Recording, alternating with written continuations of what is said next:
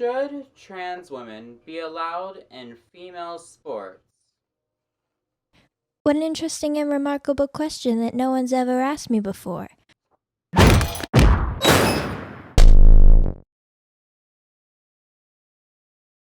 Hello, I'm Brooke, and in this video I'm going to really quickly address a question that I was asked like 10 months ago. Should trans women be allowed in female sports, professional or otherwise? Well, knowing that I am very well qualified since I am A, an athlete, and B, a trans-binary woman, I feel very entitled to discuss this topic. So the first thought that comes to my mind is, if a person is an athlete, regardless of identity, they're just an athlete, and they have a specific sport that they, or Olympic genre, if there is a specific triathlon that they are in, and they've been training their whole life for it, and they know how their body works and everything, why they would go about changing their body's entire chemistry and muscle growth and development just to allegedly have an advantage in that very same sport. I feel like trans women would honestly be kind of disadvantaged at first in these sports because the process of transitioning is usually a slow and cumbersome one, and it drastically changes a person's entire understanding of their body's development and their gains. Ooh, can you tell I'm going to the gym? So, when a person is placed in an environment with people who haven't done that being transitioned, then they're kind of competing against folk who have been able to just focus on their gains and people who, like, have an active understanding of how their bodies work and how muscle development works for them. Ow! Dude, what the fuck? I'm recording a video. So yeah, I feel as though trans women would be disadvantaged at first because an athlete, assumingly, has a very deep and nuanced understanding of how their body's chemistry works, and they've been focusing on understanding that development their entire lives, presumably. So a trans woman, or a trans person, but in this case, trans women, there is a worry of fairness when it comes to trans women participating in sports. So let's try and address that. Is it unfair for trans women to compete in women's sports?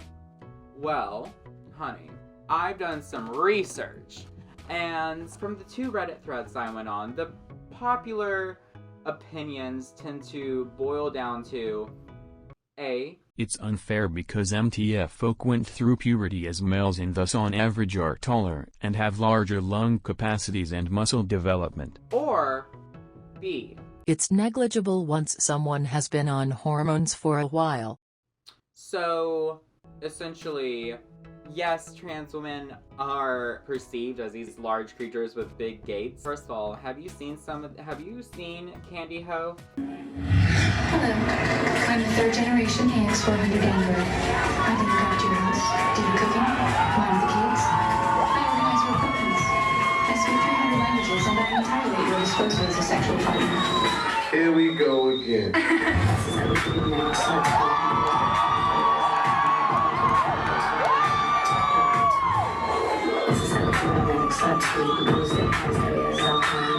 She's like 5'3".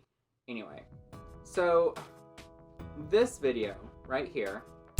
Since sports events began, men and women have been segregated by gender to make the competitive events fairer due to differences in muscle mass, innate strength, or testosterone levels.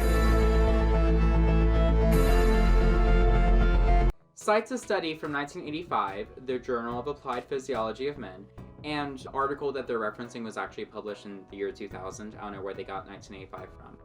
But they said that the average male skeletal muscle of men is 33 kilograms, and for women it's 21 kilograms, which is a pretty big difference. However, a study from 2019 that conducted research on the average skeletal muscle mass for female athletes is actually about 35 kilograms, and for male athletes it's about 38. So perhaps it's more of a cultural thing as to why men on average have more muscle mass. Perhaps it's because we live in a society where masculinity is perceived by one's bicep size, and thus if you want to be masculine and be a real man, you you have large gains. Which I'm not complaining, you know, I love a bodybuilder. I love a rugby player. I love a linebacker. But here's the thing. Many cis female athletes have much higher testosterone levels than the average woman. And trans women are literally taking testosterone blockers. So, like, literally, even using the argument that it's all about hormones, which, by the way, just to let you know, girl, is shitty and problematic. Trans women then would technically be at a disadvantage in sports, allegedly. But then we come down to this whole classic binary and how it always boils down to chemistry and hormones and testosterone and estrogen and nitrogen and estrogen. And honestly, girl, the only gen I care about is made out of wheat, no rye, okay? I suppose it's fair to boil it down to chemistry, and that's not meant to be a chemistry joke. But if we're going to go about measuring a trans woman's hormone levels to assess whether or not she can compete, then what do we do when it turns out that other women in the same sport naturally have a higher testosterone level than she does? Is that a disadvantage? Is that unfair for female athletes to have higher testosterone levels than trans female athletes? I wouldn't really consider that unfair because here's the gig, like, a person's hormones levels do, in fact, play a big part in the way a person develops muscle mass, but also there's a level of dedication to strength training and cardiovascular training and diet that can have a huge impact on the way a person's body develops. Trust me, girl, when I was a teenager, my testosterone levels were nearly double average of, like, other, you know, males my age. But I was the definition of twink. And I worked out. Like, actively worked out. And I was a twink. And so, what that meant for me was I was likely to experience balding at a pretty young age. One of the many reasons I began titty skittles. Twice. I think a lot of the concerns for trans women in sports is really informed by the hegemonic view of trans women as, you know, men in dresses, but also as, like, devious, as, like, they're cosplaying femininity or something, or they're doing it for they're cosplaying femininity for their own selfish end, and I guess in this case that selfish end is having an advantage in sports, but like I just said, I don't really think there's an advantage. So should trans women be allowed in sports?